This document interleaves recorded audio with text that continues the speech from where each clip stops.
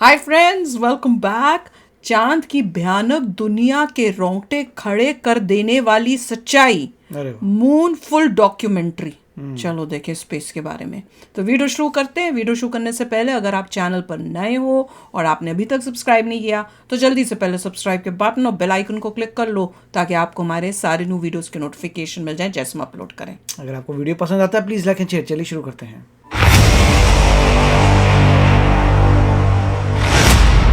ओए होए, अरे वाह,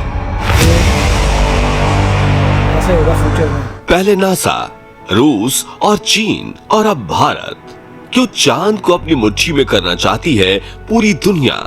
और क्या है चंद्रमा से जुड़े वो टॉप सीक्रेट्स जिन्हें स्पेस एजेंसीज हमसे छुपा रही हैं? जानेंगे धरती से चांद तक के इस रोमांचक सफर के बारे में।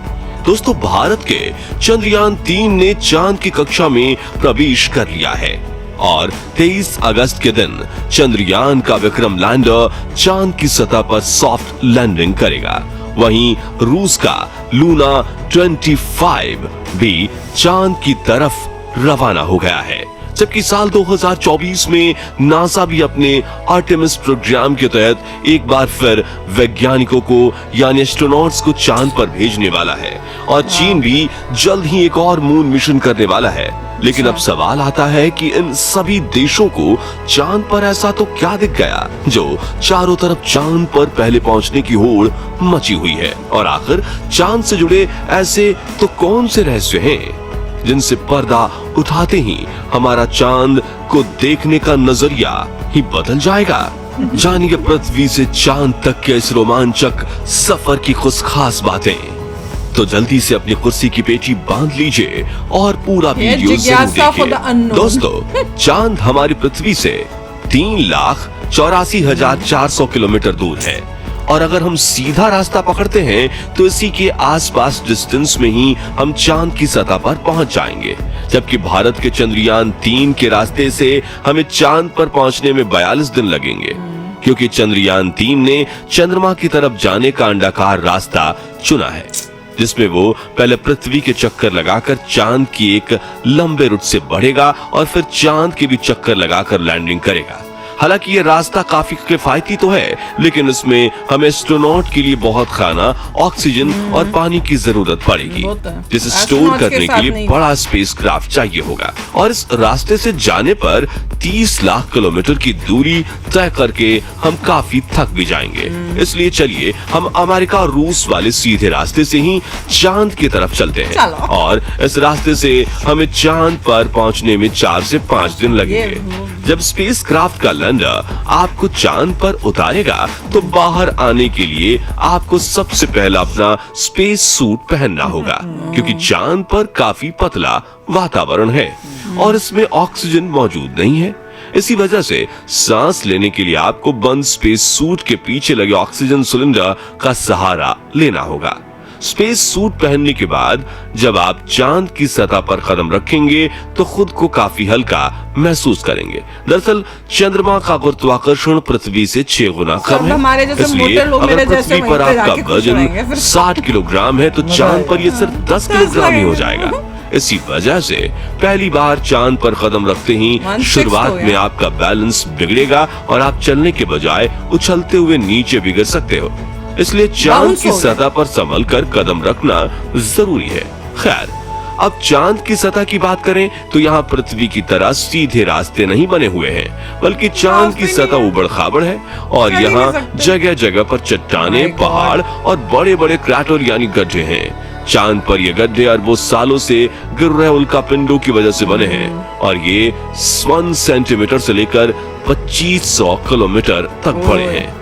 वहीं चांद की मिट्टी यानी कि लूनर सॉइल बिल्कुल ज्वालामुखी से निकलने वाली राख जितनी पतली है और इसका रंग भी पृथ्वी की मिट्टी से ज्यादा डार्क, बिल्कुल सीमेंट की तरह होता है।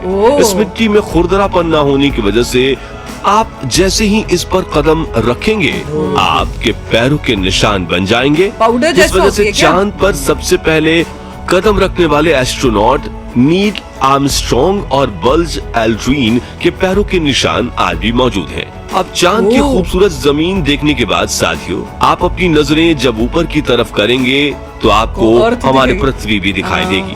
जी हाँ, जैसे पृथ्वी पर चांद का उदय होता है वैसे ही चांद पर भी पृथ्वी का उदय होता है। बस फर्क इतना है कि पृथ्वी से देखने पर चांद काफी छोटा लगता है और चांद से देखने पर पृथ्वी बहुत बड़ी दिखाई देती है।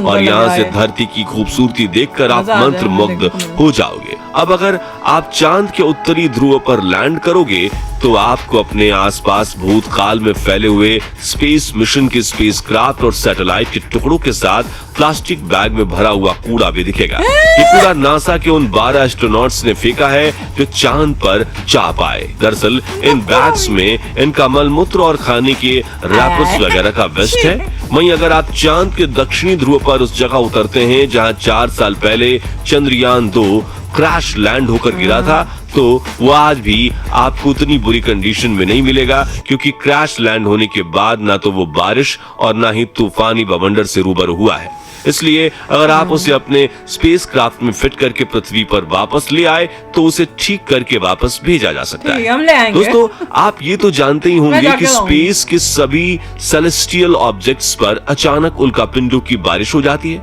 ये तो अच्छा है कि पृथ्वी की मैग्नेटिक फील्ड इन उल्कापिंडों को या तो साइड में धकेल देती है या फिर ग्रेविटी और एटमॉस्फेयर इसे धरती तक पहुंचने के पहले ही जलाकर राख कर देते हैं। लेकिन चांद की मैग्नेटिक फील्ड पृथ्वी के मुकाबले काफी कमजोर है।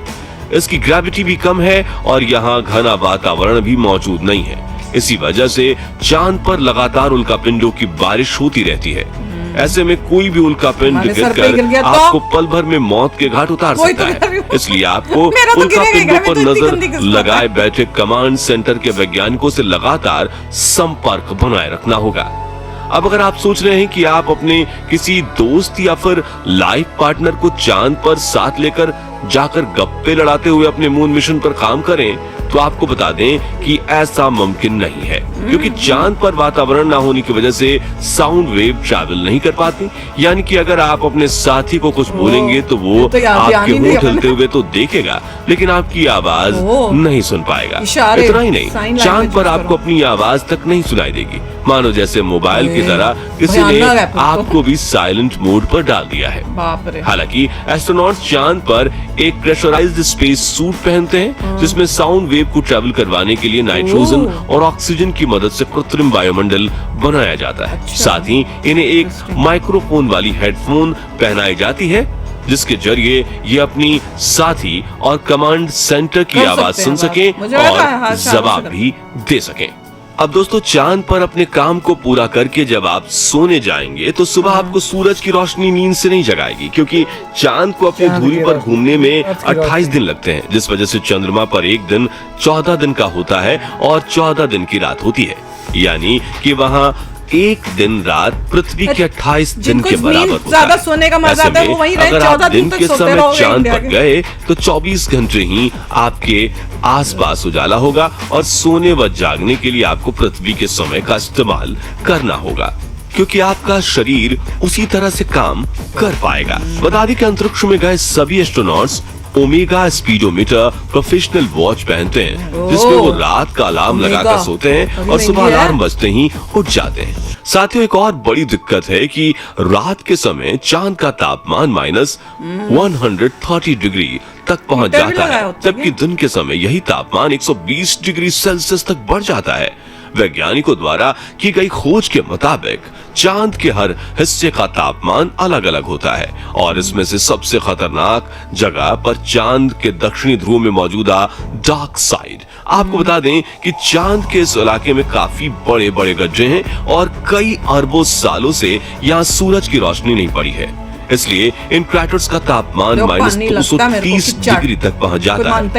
इतने कम तापमान में स्पेसक्राफ्ट के उपकरण काफी ठंडे पड़ जाते हैं और कुछ तो इस तापमान की मार झेल नहीं पाते। इसी वजह से दुनिया के किसी भी देश ने चांद के दक्षिणी ध्रुव में लैंडिंग नहीं की है। और यही वजह है कि भारत अपने चंद्रयान 3 को वहां पर दिन के समय में ही उतारने वाला है, ताकि तापमान ज्यादा ठंडा न रहे। और इस लैंडिंग के साथ हम दुनिया के वो पहले देश बन जाएंगे जिसने चांद के दक्षिणी ध्रुव पर फतेह हासिल की है। दोस्तों, चांद अपनी धुरी पर एक चक्कर लगाने में 28 दिन लेता है, वहीं इसे पृथ्वी का एक चक्कर लगाने में भी उतना ही समय लग जाता है। इसलिए हम चांद का सिर्फ एक हिस्सा आज तक देख पाए हैं।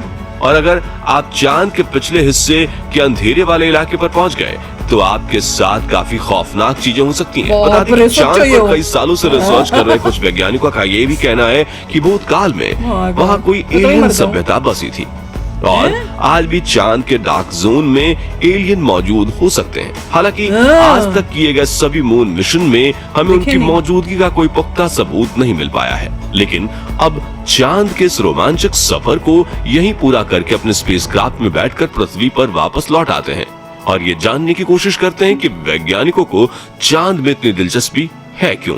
तो इसका मुख्य कारण ये है कि आज से 450 करोड़ साल पहले जब एक ग्रह पृथ्वी से आकर टकराया था, तब पृथ्वी का एक हिस्सा टूटकर धरती से 4 लाख किलोमीटर दूर चला गया और पृथ्वी की परिक्रमा करने लगा, जिसे हम चांद के नाम से जानते हैं। इसी वजह से इसके क्रस्ट में पृथ्वी की तरह ही कई महत्वपूर्ण खनिजों की मौजूदगी हो सकती है। वही चंद्रयान 2 ने चांद की सतह पर वाटर आइस और हाइड्रोक्लिल्स के रूप में पानी की खोज की है, जो इंसानों के जीवन के लिए काफी जरूरी है। इसके अलावा अंतरिक्ष में चांद ही पृथ्वी के सबसे करीब है, इसलिए भविष्य में वहां जाकर बसना हमारे लिए काफी किफायती साबित होगा। वहीं यहाँ पर हम एक लूनर स्टेशन भी बना सकते हैं। इन्हीं कारणों की वजह से सभी स्पेस एजेंसीज चांद में सबसे ज्यादा दिलचस्पी दिखाती हैं। तो दोस्तों, अगर भविष्य में मौका मिले तो क्या आप चांद पर जाकर बसना चाहेंगे या नहीं? कमेंट करके जरूर बताइए। यार मजेदार था, मुझे तो बड़ा मजा आया। और कह रहे हैं ना चांद पे रहना चाहोगे, यार मूवियों में तो चांद बड़ा अच्छा लगता था, अब जब देखते हैं इतना खंडर गंदा डार्क कुछ भी नहीं, मतलब अंधेरा, गर्मी या बहुत सर्दी, खड्डे, कोई पेड़ नहीं, कोई पौधे नहीं, कोई सुंदर ही नहीं है, कुछ नहीं है। तो हम वही है जैसे हमने फोरकास्ट किया था कि हम लैंड करेंगे पानी के ऊपर और एलियन वहीं पर ही होगा। ऐसा ही एलियन मिले सोचो, उसके फोटोज आएंगी, सब तहलका मच जाएगा।